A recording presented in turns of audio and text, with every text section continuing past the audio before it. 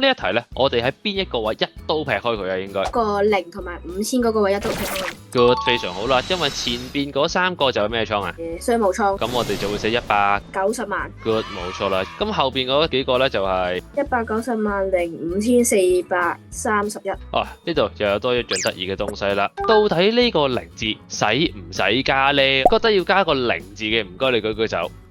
我見到有1個、2個、3個唔使加0字嘅舉手。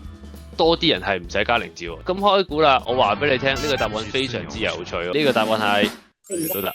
因為呢一個中文其實佢係冇分㗎，純粹就睇你老師個人喜歡嘅啫。如果千位係0，你必定要加；但係萬位係0呢一個呢，就純粹睇翻學校，甚至你對卷個老師。阿 Sir 唔係喎，學校老師呢，我聞到佢喎，OK 就嚟考嘞喎。咁啊有冇人答到我啊？夜晚平時功課嗰個醒目啊 ，OK， 保護自己呢家嘢唔係出街先要，原來我哋去考試都係要保護好自己 ，OK？ 點解啊？萬一你唔寫個0落去，跟住老師同你講啦，喂唔得喎，呢一個位置我應該覺得要0喎，交叉咗你，咁點啊？